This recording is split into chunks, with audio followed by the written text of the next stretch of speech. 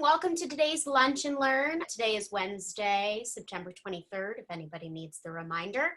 My name is Kelly Letourneau. I am a team member at Primary Stages in ESPA. For those of you who may be new to us or need a reminder of who we are, Primary Stages is an off-Broadway theater company located in New York City that is now reaching you in your homes virtually. And ESPA, the Einhorn School of Performing Arts, is the school that's part of Primary Stages that is designed for emerging and established artists. We offer classes in directing, playwriting, acting. This semester, we just started an ensemble devising via Zoom class. So, we're rethinking about how we can engage in the arts and learning via Zoom. If you have any questions about that or Primary Stages in our upcoming virtual season, please feel free to send me an email. It's kelly@primarystages.org. Now, I'm so excited to have today's guest, Carl Andress, with us. Hi, Carl. Hey, Kelly. Hey. Carl is a beloved director of the Primary Stages family.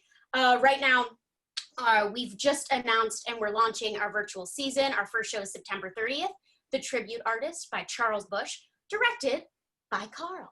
That's right. So that is very correct. Carl is an American theater director whose credits are extensive and amazing, and they include the world premieres of Charles Busch's critically acclaimed comedies, such as The Confession of Lily Dare, which was in our season this past winter. That was just a year. Oh my goodness. It feels like years ago. So The Confession of Lily Dare, The Tribute Artist, which was at 59 East 59 with Primary Stages, The Divine Sister, The Third Story starring Kathleen Turner, Charles Busch's Cleopatra and Judith of Bethulia, our biblical times. Biblical times. Die, Mommy, Die, Queen Amarantha, Bunnicula. Vampire Bunny Rabbit musical. A Vampire Bunny Rabbit musical? Yeah, it's a series of books based about a vampire bunny rabbit who sucks the juices out of vegetables and leaves them as empty white husks. So with TheaterWorks, we wrote a musical. Charles wrote the book, and Mark Waldrop and Sam Davis wrote the score, and we did it off Broadway in 2013. There's a cast album. It's a really great score. I'm listening to that after this. It's really terrific. It's very funny. That's so good. We had a dog get up and drag to escape from the pet hospital. Now, was the dog played by a real dog or a dog? A man, by a person, yes. Wow, that's disguise on so many levels. So many levels. So many levels. Well, his credits continue. Other credits include the New York concert premieres of Kander Eben McNally's musical The Visit, starring Chita Rivera and John Cullum, Sheldon Harnick and Joe Raposo's A Wonderful Life, Charles Busch and Julie Halston together on Broadway, Mr. Magoo's Christmas Carol, The Tale of the Allergist's Wife, the annual Times Square Angel, It's Not My Fault, It Was on Fire When I Got There, Tenderloin, Harold and Maude, I Love My Wife, and The Mad Show, Here's to the Girls, and Being Compton and Green. Carl has also directed galas and special events, including the annual Broadway on the Boardwalk concert series in Atlantic City. Where we met. That's where Carl and I met last year, even before I started working for Primary Stages. Yeah. Fun fact, I was a performer. It was very exciting. Oh, wow. That was great. I wore a mustache and everything. And Carl has also co-written and co-starred in the independent feature A Very Serious Person, and as well as being the co-writer and co-director of the upcoming feature film, The Sixth Reel. And is that the film you're working on later this month? Yeah, currently we're in pre-production right now. And how's that going? It's a lot. I mean, it's a lot to prepare something completely virtually. It's a lot of Zoom calls. It's a lot of details, a lot of back and forth. Charles and I basically wrote it on Skype.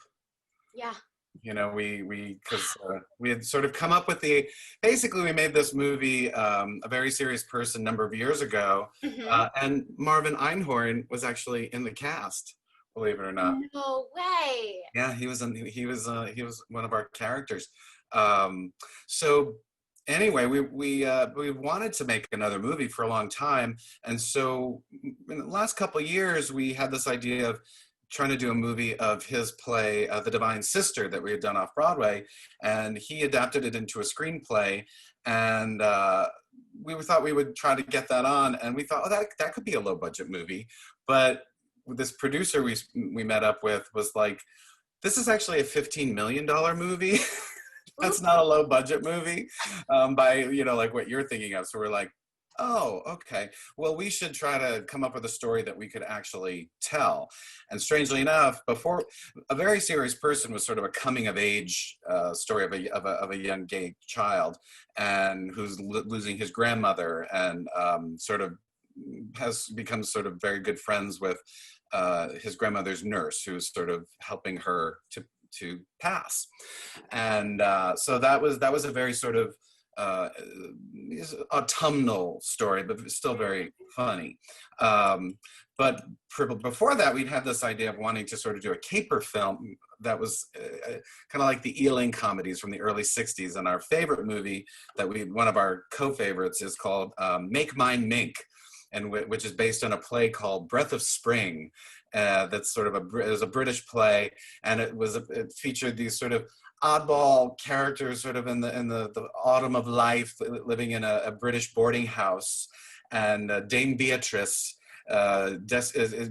can't afford to support her charities any longer. And so they come up with this scheme to start stealing mink coats and selling them on the black market and giving all the proceeds to the children. And they're kooky, they're bunglers, but the thrill of the theft and the adventure of it all gives them a new life. And so they keep at it and to help the children. And it's very wacky and it's very funny. Robin Hood and minks. That's right. So we just love that sort of style of comedy. We thought, well, we should do that. So back when we were before Serious Person, we came up with this idea for a caper film. And again, it was like, well, this is a $15 million movie because it had locations and extras and all kinds of things. We're like, I guess we can't do that. So when it came down this basically last fall, we were talking about like, well, what kind of movie could we make? And we came up with the idea of doing a caper film. But instead of having it just be this big, huge thing, we would make it a New York story. And it would sort of feature Charles and Julie Halston and try to capture on film their 30-year stage chemistry. So we were like, okay, who should Charles play? Who should Julie play? And in point of fact, we really went back to the tribute artist and the character of Jimmy Nichols. So instead of being a female impersonator, we've turned him into a film collector and a person who sort of is a dealer who sells photographs and ephemera. So we changed him a little bit and then adapted Julie's character a little bit, but we still call him Jimmy Nichols, and she plays Mrs. Helen Resnick in this movie. And so it's a caper film that is about film obsessives and how Charles and Julie locate a very rare artifact and that they have to get it into the right hands before it disappears forever.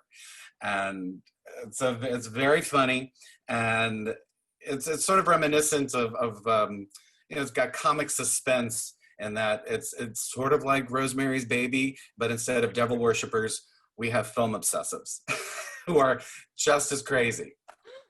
So anyhow, that's what the movie is. But we started coming up with ideas before Lily Dare. And then we were like, well, we have to put the movie on hold, and once we close, we'll get back on it. So I was listening to an interview from February, and you're like, oh yeah, we're working on this movie. It's going to come out in a year. I'm like, February was a different time. They're filming this month. Oh, it's a different time. I know. And so then, what happened is we were, so we closed on the 5th of March. And then the next week, we just started sort of talk on via Skype, just like, well, let's just outline the story. And then, because back in March, we thought that this whole COVID thing was going to be like 2 weeks, we'll be back in April. So fade out, fade in, we spent the next several weeks every day on the phone for, 4 hours a day, talking about the movie and talking about the screenplay. And then before we knew it, by the time we hit May, we had a first draft, and we gave it to our producer friend, who said, well, I want to film this as soon as we are able to, with, as soon as SAG allows people to work. And so we kind of figured, so we had our producer and our investor, they put a hold on a studio in upstate New York, so that what we would do is we would film, because SAG guidelines are starting to come out. And it was like, well, if we can be safe, if we can film all the interiors on a soundstage that is, up to COVID protocols. So that's sort of where we're at. And we start filming on October 6th. Oh my goodness. So it's been a summer of rewrites, staffing up, casting, design, losing people, gaining people, back and forth. But it's been pretty cool. How large is the cast that's going to the sound? It's only a cast of 14 of speaking roles, and not everybody is there all the time. So really, on most of the scenes are like 2-person scenes. I had to provide a blocking document for SAG that suggests about how far apart each actor would be in each scene. So because they have to vet that, and they have to really, and all the PPE and the protocols that you have to do, that added to the budget, because safety's first, and so we're following all the guidelines that some people might know or have been going on all through the summer as commercials and TV shows have started shooting again. But we thought we wrote this, we thinking we were going to film in our friends' apartments, but then no, so we actually have to build sets. Oh my goodness. So yeah, it's kind of cool. It's like, oh, we're going to be on, it's like Warner Brothers in 1932. On the lot.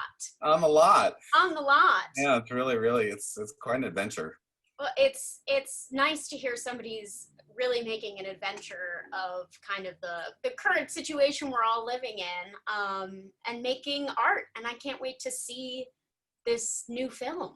I know. I'm like, but it's hard to believe that it's come together so quickly. Is really the case. So quickly. I mean, what is time anymore? True. So, what? Let's go back. We're looking at the future right now. Let's go back to the beginning. What was your journey to becoming a director? I know you and I talked. You started out in a very different area of the theater. Do you want to speak to that a little bit? Sure. Well, I was an only child, and growing up in New Hampshire, southern New Hampshire, and my mother she'd grown up in New York City, in Brooklyn and Queens, and then eventually Long Island. And when she was 16 years old, her family, she's one of 14. Oh, wow. My grandfather and grandmother moved 10 of the kids. The four oldest were already on their own, moved them to New Hampshire, and my mother had to do her last year of high school in a whole new school, and so that was kind of hard on her. But she became friendly with a bunch of people, and at one point signed up to be in a pageant. She thought she was going to be in Miss Blood Drive or something, and she sang a little bit. It ended up being the preliminaries for the Miss America pageant, and so she became Miss Nashua, then Miss New Hampshire, and then went to Atlantic City and was in the Miss America pageant in 1969, 1970, and then became very heavily involved in local theater and community theater. So I kind of grew up as being a part of that, and eventually being an actor, and eventually going to college. And I always, for most people getting into the theater, especially back then, it was always like, you have to audition, because they don't really say, oh, you can write the play, because you're doing The Sound of Music, or you're doing The Odd Couple, or you're doing an existing play. That wasn't like, oh, you could write a play and be in it. So I just sort of thought, oh, well, I guess, you try to be an actor, or you work backstage, like you do in the local theaters. But I always was into it. We went to theater all the time. We would go to New York a couple times a year, see Broadway shows, very, very lucky. Go to Boston all the time. My parents were theater critics for local newspapers, so we would go and see, professional productions. So I saw a lot. And so I had a broad reference, and I would get very interested in the history of theater. So I was just constantly reading the books my mother would buy from the Fireside Theater, going to the library and listening to cast albums, that sort of thing, and becoming obsessed. with them. So then by the time I was in going to college, I knew I wanted to be a theater major. And I wanted to go to a very expensive schools, but I also thought, in 1989, I really shouldn't graduate with, owing a bank, a couple $100,000. I don't know how I would handle that because my parents, couldn't afford it. And I didn't want to take on the debt. Right. So I went to my state school, and I pretty much had scholarship the whole way through. So I was very fortunate, and fortunate too that it was a really, really, really good theater program at the UNH University has of a New Hampshire. great theater program. A couple of my friends went there, and they are, UNH? yeah. Oh yeah, Oh no, yeah. it was really great. The interesting thing was the theater department that really became to be in the 60s was founded by and taught by a lot of PhD professors. So they were really, really smart and eggheady, and that sort of started, where they went. And there was no grad department, so we did everything. We were the leads in shows. You were doing lighting on the show. You would sew costumes. You would be in the chorus. You would be in the lead. And if you started in your freshman year and they saw something in you, they would, sort of exploit your potential and keep you going. So it was very hands-on, which was very good for me. And so when I graduated, I had couple of people say, "Are you going to go to grad school?" And I was like, "No, I don't want to take on that debt. I just want to get to work." And that's pretty much what I did. So by the time I landed in New York, it was just like, well, you get backstage and you go to auditions and you just see what you can do and see if you can afford classes, and all the same thing still holds true today, and having to have crummy jobs here and there to support yourself. And so I had a series of terrible jobs. My first, I lived in Chicago for a few months, and then got cast in a children's theater tour, non-equity children's theater tour of a strange ersatz version of Aladdin. That was a very interesting adventure, going around the country for a year. But then I landed in New York, and I needed a job, and my roommate on the road, his boyfriend at the time, was going to be the manager of a Hershey's fudge store in the City Course Center, and he needed an assistant. So I got that job sort of right away, and we lasted from like November to February. There wasn't a big market for fudge. And then I had to dress up like Clifford the Big Red Dog at one point. I worked in an agent's office, and I finally got a job working for Starbucks, which at that time you had to it was all about them selling the coffee beans. So you had to know all about you had to go to like college to learn about the grind and the coffee, because it was less about what it's become, and it was more about selling the beans, which is very peculiar now. So I went through that, and it was rough. But one day I got a call from a friend who had gone to my school. He graduated about 10 years before me, and he was a dresser on Broadway. And he was like, "My friend is a company manager of an off-Broadway musical, and they need a new wardrobe person. And I know you learned some of that stuff at UNH, so you should go and interview for this job." And I was like, okay. And I thought I'd at least get to see the show for free, because it was expensive. So I got to see the show, but it was written by Charles Busch, and it starred two-time Tony nominee Allison Frazier and Emily Lesser, who was the daughter of the great Frank Lesser. And it was called Swing Time Canteen, and it was this really adorable review that I'd read the review of, and was like, really wanted to see it. So I was like, I get to see it for free. So when I was talking to the woman who I would replace, she just really listened to me, and I was telling her how I knew so much about all of these all the people involved, the writer, the director, the star, and that I'd even brought my romance CD to see if Allison Frazier might sign it. I just fanboyed out. And so she asked me if I would come back the next day and would I shadow her during the matinee. And I said, well, sure. So I went back, and the company manager was like, "Why are you back here?" And before I could answer, this woman, Yvonne, said, "Oh, he so wants this job that he asked if he could shadow me today." And I said, sure. So they went to Allison. She said, hire him. And I got that job. So then a few months later, her contract was up. She was going off to another project, and Charles Busch himself was taking over the role. So by that point, I was the head of wardrobe. I was doing all the wigs. I was making replacement costumes for new actors that came in. I was doing everything, making more money than the actors. and having a hell of a good time. But I thought I was going to get fired because I thought Charles Busch would be so grand and that he would have his own retinue of staff that would, be taking care of him, that he had his own dresser or something like that. Well, no, he was just the most unassuming, normal person, walked backstage, was very, very generous and lovely, and we struck up an immediate friendship. And so I became, he became my new star. And for the next couple of years, we were sort of, we just became, it was very much protege mentor.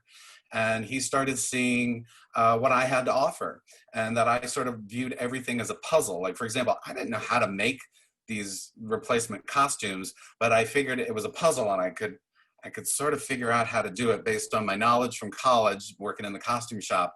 And I was like, well, I bet I could do this. And I did, and I figured it out. And the costume designer was this wonderful man, Robert McIntosh, who was a legendary Broadway designer. And he was very impressed that I made it as pretty on the inside as it was on the outside. So that was— Is that quoted on your website? Because I feel like that's a really great quote.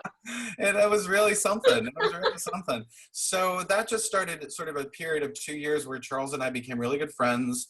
And he sort of came to listen to me, and if he's going to make an appearance, should he be in drag? Should he not be in drag? What should he wear? What material should he do?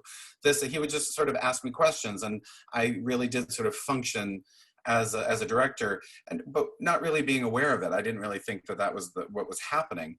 But then after, and I worked on some other projects with him and helped him on his solo show and that sort of thing. And then there was a moment in time where he wanted to write a new play, and he said, "I'm going to write you a part." And I was like, great. And he's like, "Well, what kind of part you want to play?" And so the story was going to be sort of a romantic adventure. He wanted it to be he wanted to be Sarah Bernhardt. And sort of a play like she would star in. So he was going to write his own version, but he really didn't want it to be a spoof. He didn't want it to be funny. And, I'm fresh out of college. I was it's like, oh, we're going to be very BAM about this. We're going to be very public theater, And so if there was a laugh, we're going to kill it. He's basically, after a certain period, we worked on the story so much together that he said, "I think you should direct this play." And I was like 25 years old. And then he got us a booking at the WPA Theater, and we just went for it, and we did it. And it was really beautiful and really an interesting exercise, but it wasn't what Charles's audience had come to expect, because seriously, it was so humorless. It was not a single laugh. If we heard laughter, we would do everything we could to kill it, because that was our goal. We're going to be very serious. And what we realized— that phase. Yes. And then what had happened is then the next year, because that was such we weren't very well received, and it was kind of heartbreaking. But we thought we got to get back on the horse. We got to do something else. So we came up with a new idea to do a new story, and we just decided to produce it ourselves at Theater for the New City as a showcase. And that's where we started this sort of what's been a 20-year collaboration of figuring out how to have your cake and eat it too, with the drama, balancing the melodrama and the drama and the comedy. And so with the next play we did, which was called Shanghai Moon, we started that journey of where he could play really dramatic scenes, but then also give the audience what they wanted. And so that we kind of kept on that. And Lily Dare was really the culmination of really trying to balance that, because the first version of that script had no humor in it. Again, it was like, he's like, "Don't worry, I'm going to put the laughs in, but I really want the basis of the play to have that real honesty." So that was a very interesting situation that we've spent the last 20 years balancing. Is this one going to be funnier? Is this one going to be more serious? And where can they meet, and where can we, really balance it out? So that was an interesting journey. What a gift to have that journey and to have that relationship with Charles of 20 years. I feel like that is rare in the way we are making theater today, perhaps. I think you're right. It's just, it is very, it's very unique. I met Charles 6 months into I got the job on Swing Time, sort of 6 months into my time in New York. And that, you know, I felt very fortunate that my sort of professional relationship with him started like that. And, you know, and it's just, we're best friends and great collaborators. And we haven't done everything together. I've done other things on my own. He's worked with other people as well. But, you know, that we sort of have come back to this many times, you know, which is great. You know, we it's great to be able to work with your friend, because while you're working, you can also talk about other stuff. Right, right. And Balance it out. as someone who still very much identifies, like, I am still at like the beginning of my career, still like figuring it out. And I think I'll tell you that's, what, yeah, Charles and I say that all the time. Like when I met him, he was already, you know, Charles Busch, you know, and even up until like just a few years ago, he would be saying like, oh, you know, I haven't even hit my stride yet. You know, it's like, yeah. I don't think you ever lose that. I Oh, think even if you won an Oscar, you know, I don't think you feel, or a Tony, you still want to do it, you know, and you know, that kind of achievement or that kind of money doesn't necessarily mean you've arrived, right. or that there's an end, that there's even an end. And also like the art of making theater changes and shifts as we change and shifts. That's And true. yeah. Yeah, there's always Um, going to be room. but it's so nice to hear that the like almost mentor-mentee relationship that you had at the beginning has evolved into this beautiful friendship and collaboration. So my question for you is, was there like a specific moment in your relationship with Charles, or like specific conditions that you think allowed for that evolution? And maybe you can't name it because it is 20 years and it's gradual and it's deep. It's interesting that you say that, because I sort of fell into, I think because I was an only child and I very much lived in my imagination, and sort of, I, you know, had, my mother called it my clay table, where I had my modeling clay and I would create an apartment for an actress.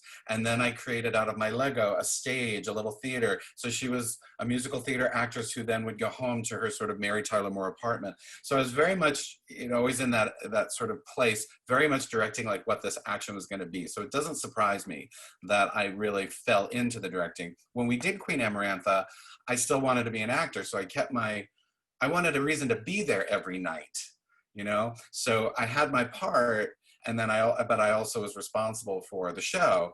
And and I sort of took it very seriously, but it was also the person in his 20s, you know, sort of having to like make his way through these people, all the collaborators, everybody else was older. It wasn't my group, my team of, we're all in our 20s. I was infiltrating sort of this established world. So I felt like I had to really sort of be forthright and strong. And what I didn't quite realize is that that's what was expected and needed. But like, I just remember the things I would say to like this legendary casting director, you know, and be like, I can't believe I had such temerity. Uh, and I remember after one meeting that got a little huffy, I immediately felt sort of chastised and strange at the end. And as we're walking out of the building, I said, "Oh, Charles, was I a little too much?" And he said, "Yes, you were too much, but you were right. You were right. You had to say what you had to say, and that's what, as your collaborator, that's what I need you to do. So your instinct was right. Your delivery may have been a little rough, and maybe, you know, you can be a little capricious and a little willful, but you need, so that he used to call me capricious and willful. But he said, you know, but you were too much, but you were right."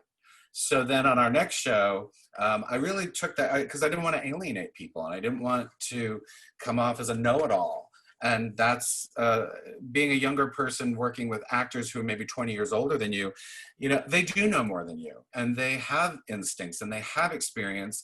And as a young person, I felt like I needed to know what they were going to do at every second they were on that stage, where they were going to stand, what they were going to say, how they were going to say it. And, you know, I had my first casts really sort of like giving me the permission to cool it, to like, oh, let us try. You know, like, don't tell me when to sit. Let me see it. Can I sit here? How about this?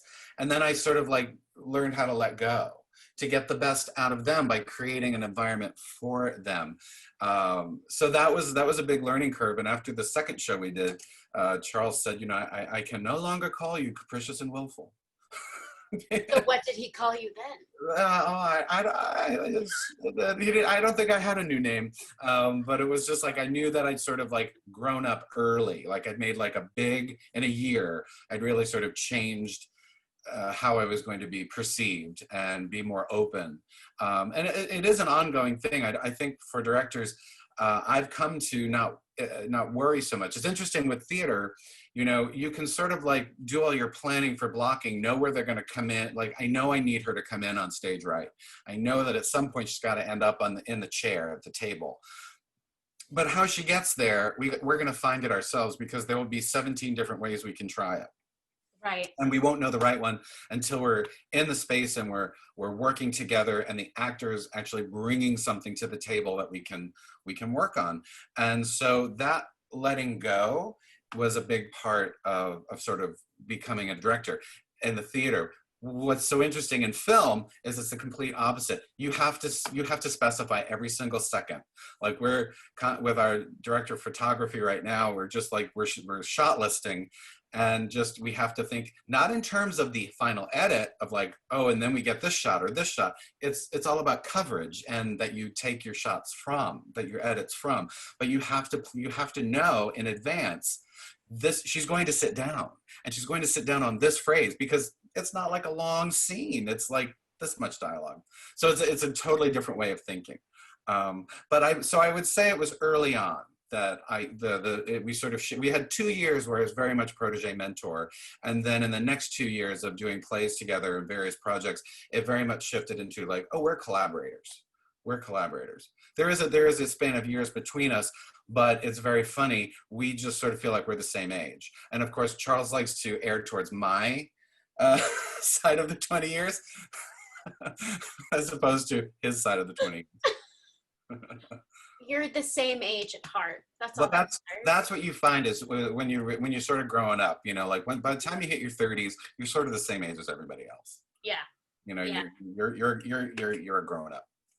Yeah. I mean, by the time my mother was in her 30s, she already had, you know, like she had a 10-year-old kid, you know. It was just like, she had me very young, you know, so it was like very, you know, people have children later now, so it's like you'd be in your 30s or 40s and you're starting a family. But like when I was growing up, all the parents, you know, everybody had, my dad was 24. He was old. Right, right. When he turned 30, my mother, when you turn 30 in the 70s, your spouse would throw you a going over the hill party. And like all the party favors were like, R.I.P., you know, like your life was over when you were 30, which was a very peculiar thing to have in your mind growing up, because, you know, you were going to retire at 60. Right. So your life was half over because you started working when you were 18. Right. But now, like, no, you might have 2 careers before you're 30. You know, you might change your mind at 35. It's like, that's why when you hear things like, you know, like, oh, you know, 40 is the new 30 or 50 is the new 40, it's very true, because our society has changed and we don't have those strictures on us anymore, which I think is good. It's freeing. And I think the over the hill decorations are now like for 40 and 50. I think they're for both decades. So oh, those are so terrible. It's so terrible. They're so terrible. So besides directing, you also have written and you've acted and you even did a solo show. Can you tell us a bit about the process of writing, starring in, and directing? It's Not My Fault. It was on fire when I got there. That came at a very interesting time, because Charles and I were sort of in each other's back pockets for, you know, like starting in like 1995 until, you know, about 2000, when he was on a different journey with The Tale of the Allergist's Wife, which he was working on at Manhattan Theater Club. And, you know, as his friend, I read stage directions at every reading they did. I would talk about the play with him, but that was a project that he was doing with Lynn Meadow. And so I was simply an observer on that, and, you know, his ear to listen. But he was like, you know, I remember specifically being sort of intimidated by the fact that, oh, I'm not going to be involved in this, and it's going to be a big one. Like, this is a really good show. But this was before any of it happened. And he, you know, as sort of like the older guy said, you know, you really have to strike out on your own and, you know, do your own trip for a while. because it's important that you're not just I'm your only contact. Like, do your own trip. And so on my way to becoming a director, he said, I made costumes, I'd done lighting, I'd done all these other things, but I'd never written. So he sort of suggested, by just giving me a germ of an idea, maybe you should try your hand at writing a play, because I think it will help you as a director, because you'll know everything that we as writers go through. I thought that was very interesting. So I spent a long time working on this play that I had great hopes for it, and did some fun readings of it. One funny side note: it was about an aging actress, and at one point we sent it to Tammy Grimes, the legendary Tammy Grimes, to see if she might do a reading of it. And she was interested for a minute, but one day my phone rang, and I picked it up, and in her inimitable voice, she said, "Hello, it's Carl there." And I said, "Is this Tammy Grimes?" And she said, "How'd you know it was me?" I was like, "Oh, just lucky, I guess." And anyway, she said, "I read your play. You border on genius," which I thought was the most hilarious thing, because it's like, you're not a genius. But you're bordering on it. Which you're genius adjacent. You're close, but no cigar. So funny. But so I worked on that play a lot. Nothing ever happened with it, nor should anything ever happen with it, because it was really like a grad school exercise. It was about really learning the ins and outs of what it means to write a play. And so that was very helpful. So when Charles was going to be busy with Allergist's Wife, I was like, well, I gotta occupy my creative mind. So I kind of thought, well, I'll do a solo show, but I don't know if I want to be alone. So there's a wonderful actress that we had worked with many times, and her name is Marcy McGuigan. And I was like, "Marcy, you want to do a play with me? And we'll just like wear one costume, but we'll play like 8 different characters each, and we'll do a musical number and all of that." And so I came up with a kooky idea, and was very ambitious, about a sort of a writer who wants to do a tell-all book about his family, and his sister they're estranged, really doesn't want to give her permission to have her life exploited. So it's like they're going to go around, they're going to relive the past by playing other characters in the past and present, and then a big musical number is going to happen, boom, and they're going to understand, what separated them. Like, it was a lot.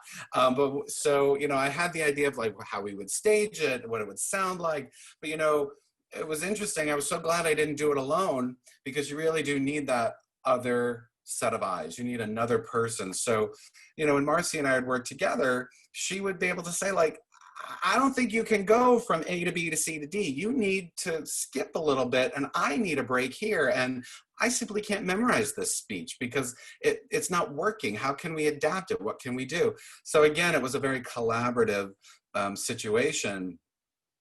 And so it was really quite exhausting. And so as far as like wearing all 3 hats, I wouldn't really recommend it. It would have been good for us to have, I think we should have had a different director, or I should have directed it and written it, but had another actor. But I was still not sure what I wanted to do. I was trying to keep all my options open. Oh, I can be a writer. Oh, I can be an actor. Oh, I can be a director. Well, all of that's true. You just don't have to do it all at once. Go between them. Don't do them all at once. That's great. But it's interesting. I dear friend and very talented writer performer Carmen Pelaez. So I've done a couple productions with her. And when I met her, I was directing a regional production of Tale of the Allergist's Wife down at Coconut Grove Playhouse. And in the smaller theater, she was doing her solo show called Rum and Coke, where it was a solo show, and she wrote all of these monologues, and they were written together. And she was writing, acting, and directing it herself, and she just felt really overwhelmed. And I went to see the show, and I was like, "If you ever want to work with the director, I'd really love it. I love this material." And she was like, "When I get back to New York, I'd love to investigate that with you." And not too long later, we ended up doing it in the Fringe Festival, and then we did it at the Abingdon Theater Company, and she filmed it in Miami. So it was, very, very cool. But at the same time, it was having that collaboration between us about me learning what was important to her with these monologues and what could be jettisoned, and certain things that I thought could be jettisoned. She clarified why they couldn't be. And certain things that she thought, oh, we could just cut that. I was like, oh, you don't understand. You're not hearing it. You don't see the show. You don't know what it feels like to receive that information here and have it reflected at the end of the play. And she's like, oh, I never thought of that.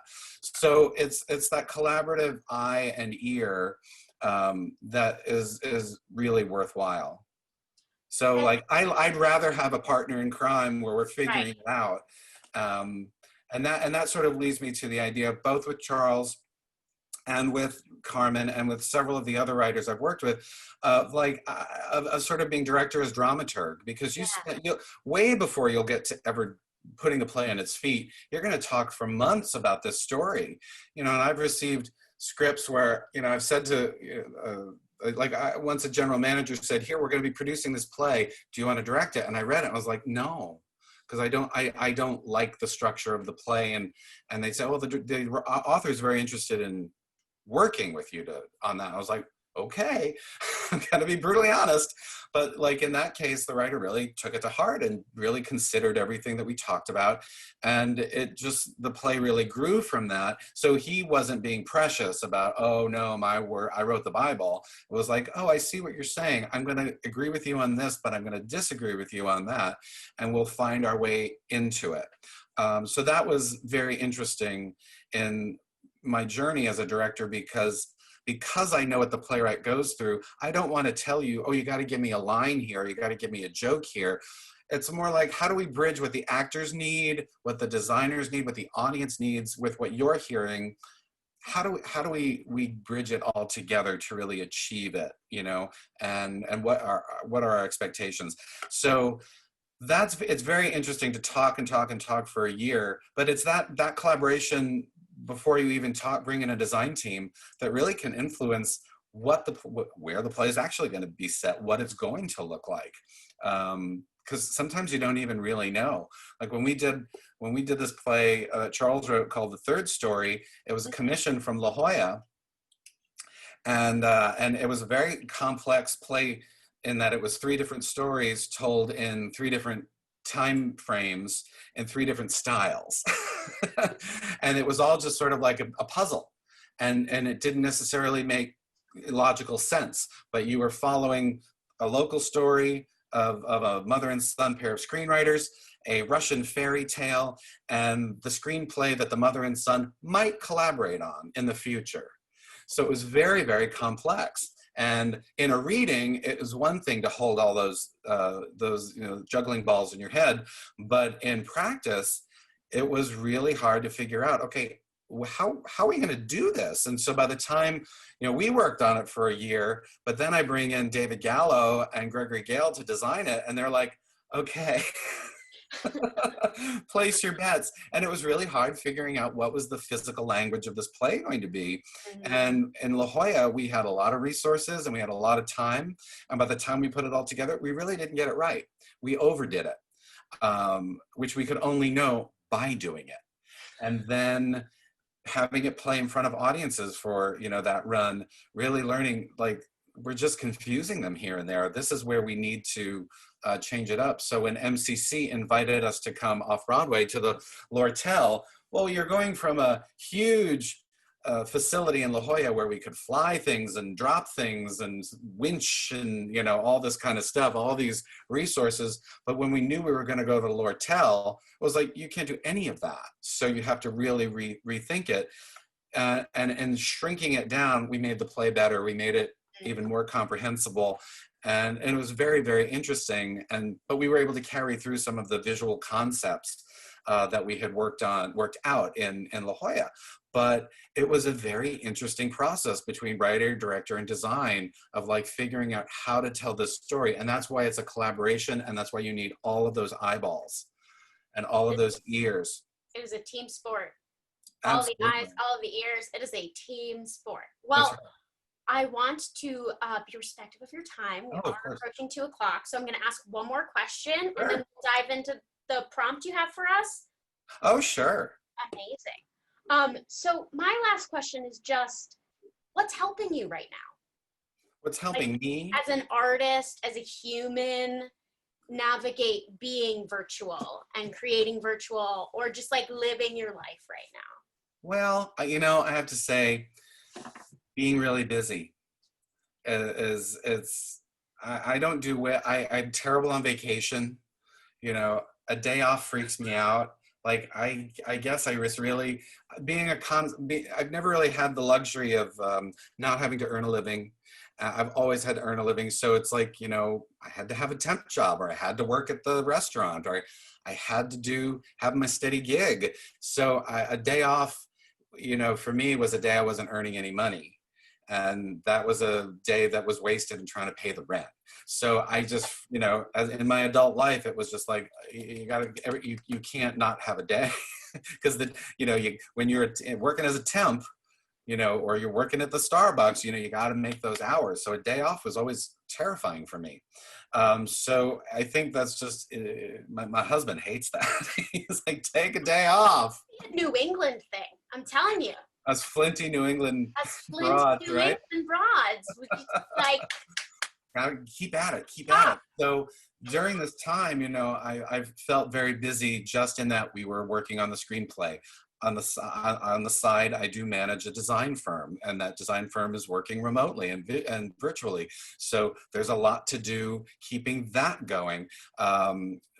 We've done a lot of virtual readings, like not dissimilar to what we're doing with the tribute artists. You were on Stars in the House? We did a lot of Stars in the House. We did Bunnicula for TheaterWorks. We did a recorded TheaterWorks one. Of course, it was a one and done, but it was pre-recorded. But is it somewhere? Does it live on the internet? No, it was like the Stars in the House thing, where it can only be for a certain amount of time, because of all the all the union stuff. But so there was just a lot of busyness, and then once we were really going to go forward with the movie, again, more busyness. So I think being so busy has really helped me get through, and it's kept me in touch with a lot of people, through Zoom and whatnot. So, and phone calls and whatnot. So it's, I have also found that sometimes turning off the Zoom and not sitting in front of the computer, but actually picking up the phone, it's a very different experience. It's a different physical experience when you're just voice to voice. There's sort of a more sense of an intimacy. So like, I don't like to Zoom with my mom. Like, it's just better to talk to her on the phone. Because it feels closer. It's also more familiar because it's how we used to communicate before all this. Though I think this is this is great. We did a lot of we did all of our interviews for the movie on Zoom, which made it easier to schedule. It was like you didn't have to, people didn't have to schlep to an office to meet, and get on the subway. So it has its advantages. But I think being busy has kept me sort of sane. And being busy for you is also getting to collaborate with your friends. So That's right. And like imagining like, oh, who's going to be in this movie? Who would be, who's our friend? Who do we like? Who's fun? Which is a lot of how we cast our plays. It's like, who do we want to spend time with? Right. So friends on the call, if you're looking to make yourself busy, reach out to a friend, see if you can make something. What Charles and I often talk about, it's just like, you want to do a play, you want to do a movie. It's always about the money and getting that opportunity. Yes, that cannot be denied. But how to do it, it's like getting together with your people, your community, your friends, your talented friends. If, as actors, if you have writers who are friends, or writers, your friends, who can act in your play, who can direct your play. It's like when it's a community thing, that's what we think of. Like we think of these collaborations like Hal Prince and Stephen Sondheim. They were friends since they were teenagers. Right. Kander Nebb became friends in their young lives when they were young men. It's just these groups, these relationships that form. I think of actors like Alison Fraser and Mary Testa, who met because of William Finn, and they are still like the closest. And since the 70s. It's like Charles Busch and Julie Halston. Just like talented friends coming together, you create a community. And it just keeps building from there. So that's what I encourage people to do. Oh, I love that. Thank you. Thank you. Shall we dive into the writing prompt? Yeah. So So let's see. So I it's can also give it. So yeah, go ahead. Maybe I'll just riff on what you say because I think it's a very clever idea. This idea of coming together with like three ingredients, right? yes. Do you want to think of the ingredients, or Well, did it's you so think of one interesting. that was When we were emailing about this, you said like, what would three ingredients be in something like The Tribute Artist, which right? hopefully our friends will be coming to watch. So you had basically said there's a secret, there's a disguise, and there's physical comedy. And that would help you to sort of like, what scene are you going to do? So that's really interesting because in the story of The Tribute Artist, the secret is that Adriana is dead, that this woman is dead. Jimmy is in disguise, posing as that dead woman, and the physical comedy or the verbal comedy that comes from having to keep that secret.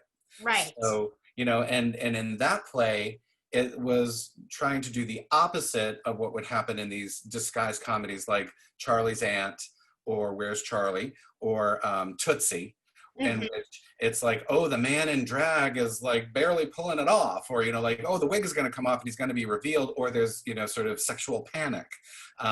With The Tribute Artist, what Charles really wanted to investigate was the fact that the person in disguise was so good at it that everybody believed it, and that Even when the wig did come off. even when the wig did come off. So they just want to believe, and I think the greatest line in that play is when Jimmy says, the more I'm me, the better it works. And Julie says, what are you talking about? He's like, it turns out that the more honest you are, the more people believe you. Which is And very that's true. like acting too. It's just like acting. So that's interesting. Three ingredients that we would have in our screenplay, is very interesting work, coming up, because we created this story all on our own. Like, it wasn't based on anything except that we knew we were going to use this idea of Jimmy Nichols and his relationship with a person like Julie Halston's character. Right. But we instead, we created a need in that Jimmy is at the lowest ebb of his life. He's in his midlife and has no future, no prospects. What's going to happen? The catalyst is the death of his friend who has this valuable artifact that he doesn't even know about, just uncovers while they're cleaning out the apartment. And then the third element is there's a chase because other people want it. Ooh. So those, and when we were working on that story, it was so interesting because we were trying to create a little bit of a comic suspense, a little bit of a caper, and how are we going to, like, what were the roadblocks that each character were going to have happen? And we didn't want it to seem ridiculous. We wanted it all to be really based in reality. So Charles will get up and drag in this story, but it has to be we had to set up circumstances wherein it would be believable that in real life, this person would believe, oh, that is who he says he is. That Right. he's playing, that he's this woman, that the other character would be like, why are you in drag? Gotcha. So we wanted to set up those situations because he's playing a male character who then, hides in disguise. So that was very interesting to really make sure that all of our, twists and turns filled out and really worked out in a very believable way, even though it's sort of a fanciful caper. And all on camera while socially distanced. While socially distancing. How many plates can you spin, Carl? Well, it's going to be very interesting having to direct from at least 6 feet away, and like you can't go and whisper in an actor's ear, all of those things we read about. It's going to have to be very, we're working out the protocols of like, oh, I need to talk to you, Kelly. But I don't want to like embarrass you in front of this whole set, or, because what I might say, you might have a reaction for that. I don't want you to feel exposed that you then can't perform because I have to say something that I don't know how you're going to receive it. So we're working out the protocol, like, where can we then go? Because right. I will be in PPE, but you may not be. So I need to keep distance from you. You have to feel safe as your person. But then we have to have a conversation that's going to be a normal voice and not sort of like, come here, let's work this out. It's going to be very, very different and unique. And we're doing the whole thing in 15 days. Well, I can't wait to hear about it on the other side. So I know. If we survive, Well, I have all of the faith in the world that you will. Well, here we go. Here we But go. but yeah, for everybody who's here listening today, I mean, I just hope that you know, the concept, just tell your stories, write your stories, um, and get your friends to work with you. I mean, that's what makes it a joy, like you said. Yeah. That's Write what makes write it a the joy. stories and work with your friends. And try to put, and you know, and if you find that doors aren't opening for you to put them on, put it on yourself, you know, like find ways of, there's so many, we're finding out that there's so many different ways that we can tell stories because we have to, Right. right now, that I think as we come through this, there's going to be greater space for more voices Mm. as we go forward. So that's why I've always liked that there's ESPA, because it just you know, it really encourages all voices to keep Oh going boy. and grow. Yeah. Yeah. Yeah. I agree. And that's why I like being here. Well, thank you so much. This has been so lovely. Thank you for chatting with us and sharing all of your insights. I'm going to stay on the line and give everyone the writing prompt. You're free to go. If you want to write with us, you're welcome to stay, but I want also to hear your prompt. I want to hear your okay. All right. Well, here we go. We're going to do an ingredients prompt, friends. So using the some of the ingredients from Tribute Artist and the film that Carl and Charles are going to be filming, I give you the task of writing a very short scene. We're just going to take 10 minutes to write. So the three ingredients I want you to include in your scene today is a secret, a disguise, and a chase. So with those three elements, write a scene. It can be as many characters as you want. It can be as few. It could be a one-person monologue, but using a secret, a disguise, and a chase as a place to start, come up with either the outline of a scene or a scene in total. We're going to take 10 minutes, going to put 10 minutes on the clock, and happy writing. Go, go, go. Go, go, go. Thank you, Carl. Thank you so much, Kelly. Take care. We'll talk Take soon. care. Bye-bye. Bye-bye, everybody.